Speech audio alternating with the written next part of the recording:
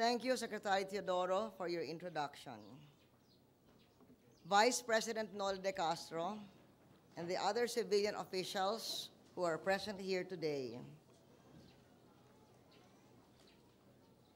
Superintendent of the PMA, Vice Admiral Calderon, congratulations on your first graduation as Superintendent of the PMA.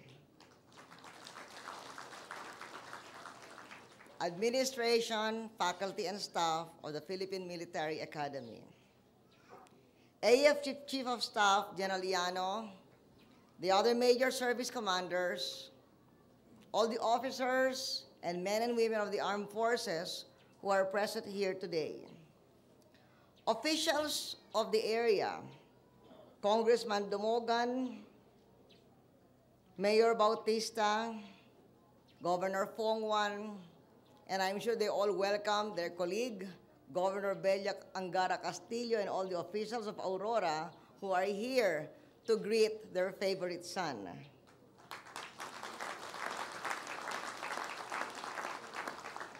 Members of the Diplomatic Corps, other local officials, other local government officials present, AFP and PNP officials present, at kayo, mga kasapi ng PMA Masiglahi Class of 2001, pati na rin inyong mga magulang at kaibigan, congratulations sa inyong lahat.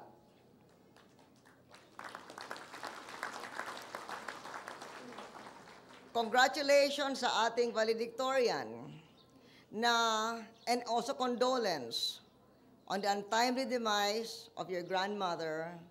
But I am sure that she is very happy that you are the first PMA graduate to be both valedictorian and the recipient of the Athletic Saber, brain and brawn combined. Congratulations also on your sister, top-notcher in the medical board examination.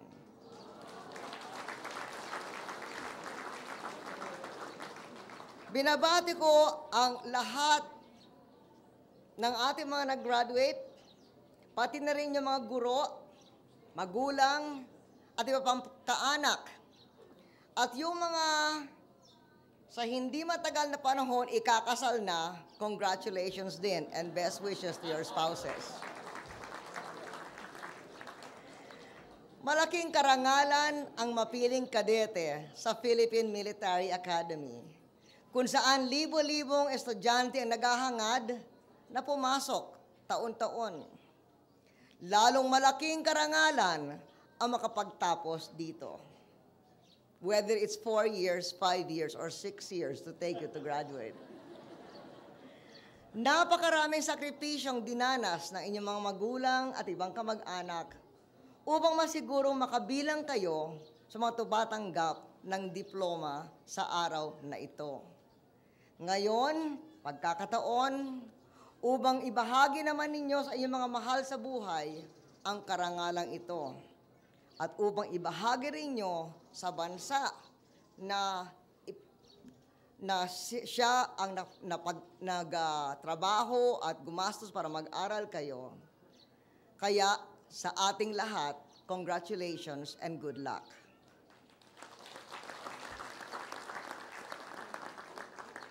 You have chosen as your class goal to bring back the finest glory of the Filipino soldier.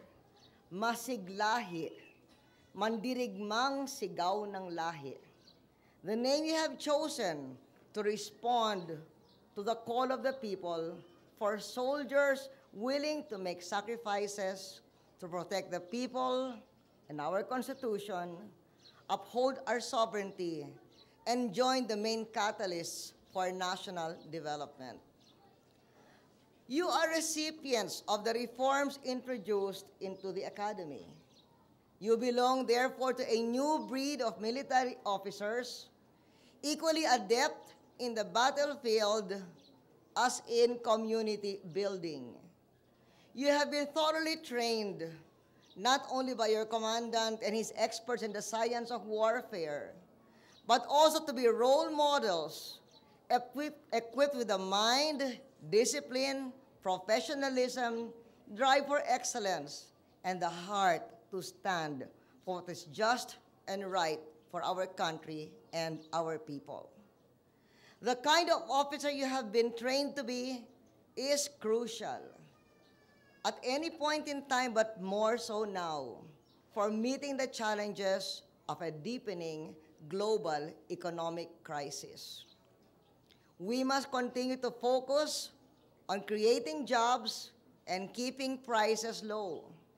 The Armed Forces of the Philippines is one of the areas of government expanding its recruitment, together with the police and the Department of Education. But it is in the private sector. It is primarily to help the private sector to keep and create jobs that the government must provide incentives for.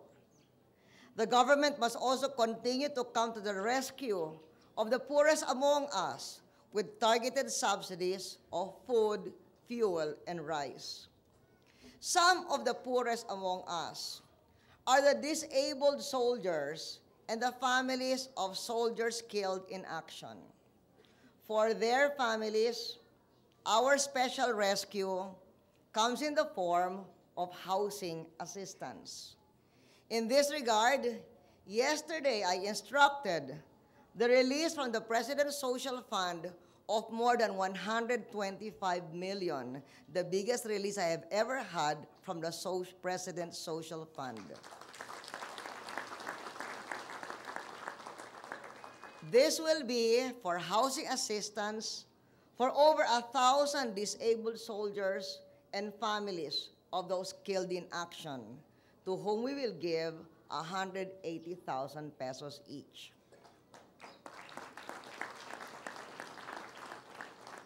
But even as we help provide homes for the families of the disabled and the slain, in these challenging economic times, the government must tighten its belt and live within its means, just like the average Filipino household. To that end, the government is taking a series of actions to stop unnecessary and wasteful spending. The taxpayers deserve no less from their government and public servants, just as the taxpayers deserve no less from you than the utmost courage, integrity, and loyalty. With regard to belt tightening in government, I have issued an executive order to all government agencies, and this should include the Department of Defense, the Armed Forces of the Philippines, and the Philippine Military Academy, to reduce their respective maintenance, overhead, and operating expense budgets by 1.5%. Government-wide, this will translate into a savings of 7 billion pesos. I also take this opportunity to remind all government agencies and entities, including the DND, the AFP, and the PMA, that as early as last year, when the price of fuel started to go up, I had issued a directive to start electricity and